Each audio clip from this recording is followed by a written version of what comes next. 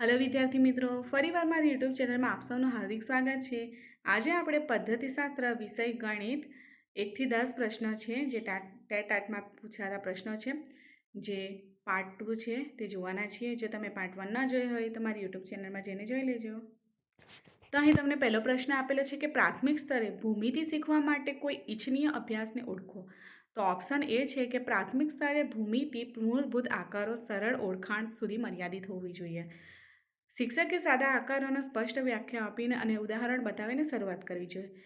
Option C છે કે બાળકોને અવકાશી સાહજિક સમજ વિકસાવવા માટે પૂરતી તકો આપવી જોઈએ।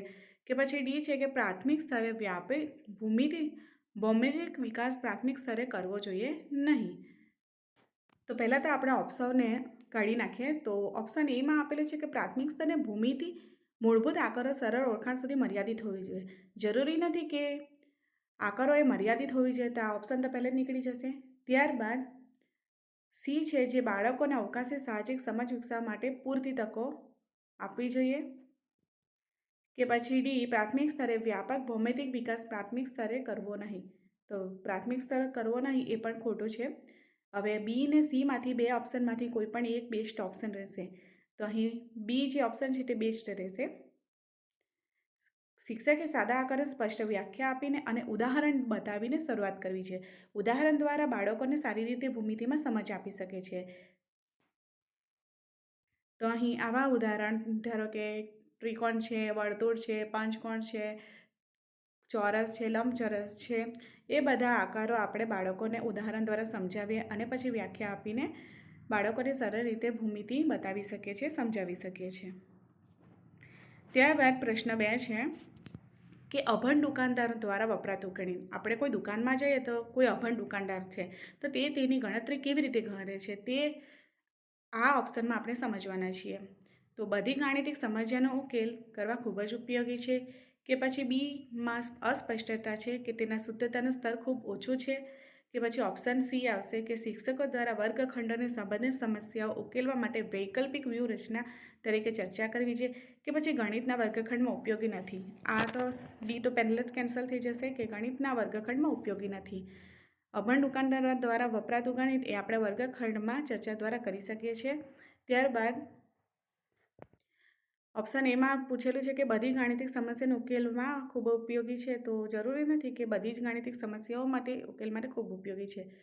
ત્યારબાદ બીમાં પૂછેલું છે કે ગણિતમાં અસ્પષ્ટતા છે અને શુદ્ધતાનું સ્તર ખૂબ ઓછો છે। જરૂરી નથી કે શુદ્ધતાનું સ્તર ખૂબ ઓછું હોય છે।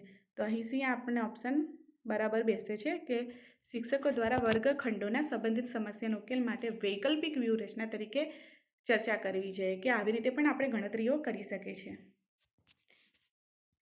કે અભણ દુકાનદાર સરવાળા, બાદબાકી, ગુણાકાર કે ભાગાકાર કોઈ પણ રીતનો ઉપયોગ કરીને તે પોતાનું ગણિત વાપરી શકે છે, બરાબર। ત્યારબાદ પ્રશ્ન 3 છે કે નીચેનામાંથી કયું ગાણિતિક તર્કનું સૂચક છે।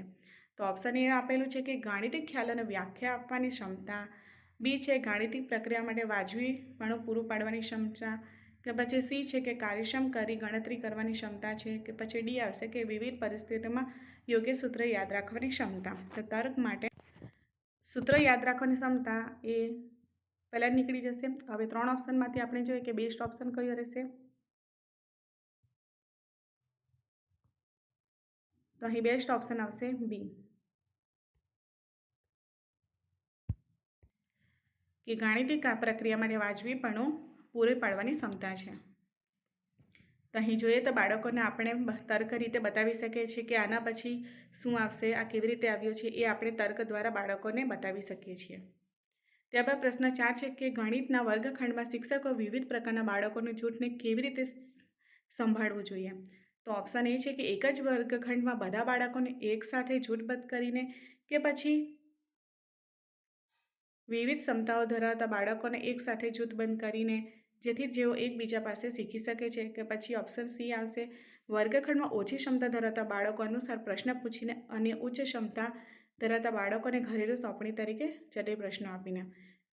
ત્યારબાદ ડી આવશે કે સમાન ક્ષમતા ધરાવતા બાળકને એકસાથે જૂથબદ્ધ કરી અને તેની ક્ષમતા અનુસાર પ્રશ્ન કરીને। તો અહીં કયા કયા ઓપ્શન નીકળી જશે તે પહેલાં આપણે જોઈએ। તો સમાન ક્ષમતા ધરાવતા બાળકો એકસાથે જૂથ કરીને તેમની ક્ષમતા અનુસાર પ્રશ્ન આપી શકે. જરૂર નથી કે બધા બાળકો સમાન ક્ષમતા ધરાવતા હોય. તો આ પહેલાં જ નીકળી જશે. ત્યારબાદ વર્ગખંડમાં ઓછી ક્ષમતા ધરાવતા બાળકોને અનુસાર પ્રશ્ન પૂછે છે અને ઉચ્ચ ક્ષમતા ધરાવતા બાળકોને અલગ રીતે પ્રશ્નો. આપણે બધા બાળકોને અલગ અલગ પ્રશ્નો એટલે કે જે નબળા બાળકો છે તેને સિમ્પલ પ્રશ્ન પૂછે અને જે હોશિયાર વિદ્યાર્થીઓ છે તેને જટિલ પ્રશ્ન પૂછીએ. તો જરૂરી નથી કે બધા બાળકોને આવી રીતે આપણે પ્રશ્ન પૂછીએ. તો અહીં ઓપ્શન આવશે બી. વિવિધ ક્ષમતાઓ ધરાવતા બાળકો સાથે જૂથબદ્ધ કરીને તેઓ એકબીજા પાસેથી શીખી શકે છે. કે નબળા બાળકો હોશિયાર વિદ્યાર્થીઓ પાસે શીખી શકે અને હોશિયાર વિદ્યાર્થીઓ એ નબળા બાળકો પાસે કંઈક ને કંઈક શીખી શકે છે. તો આવી રીતે આપણે બાળકોને જૂથમાં સંભાળવું જોઈએ. ત્યારબાદ પ્રશ્ન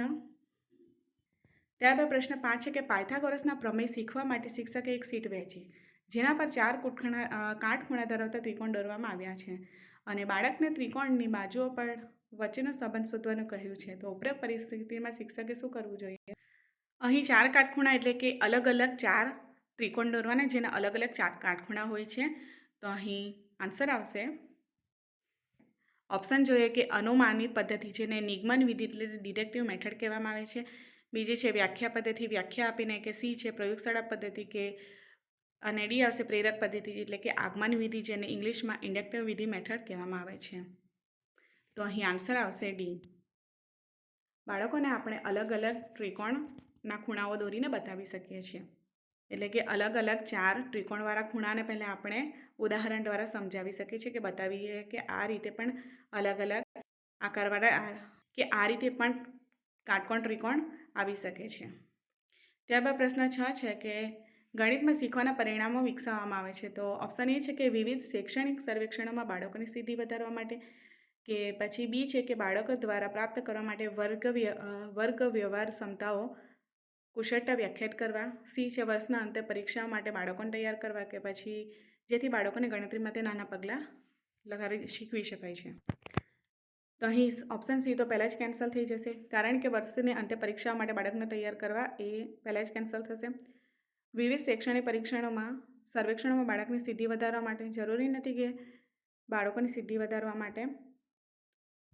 તો શીખવાના પરિણામ માટે બી ઓપ્શન સૌથી બેસ્ટ છે કે બાળકો દ્વારા પ્રાપ્ત કરવા માટેની વર્ગવાર ક્ષમતાઓ માટે કુશળતા વ્યાખ્યાયિત કરવા માટે. ત્યારબાદ પ્રશ્ન 7 છે કે વર્ગખંડમાં થતી નીચેની ઘટનાઓમાંથી કઈ એક પ્રવૃત્તિ છે? તો ઓપ્શન એ છે કે બાળકો જોડકણાના રૂપમાં ગણતરીનું પાઠ કરતા એટલે કે ગોખણપદ્ધતિ દ્વારા ગણિતનું પાઠ કરતા. ત્યારબાદ બ્લેકબોર્ડ પરથી નકલ કરતા એટલે કે બ્લેકબોર્ડ પરથી ડાયરેક્ટ બાળકો ચોપડીમાં નોટમાં ઉતારે છે. ત્યારબાદ શોધખોળમાં રોકાયેલા બાળકો, કે પછી ડી છે સરવાળા કેવી રીતે કરવા તે સમજાવતા શિક્ષક.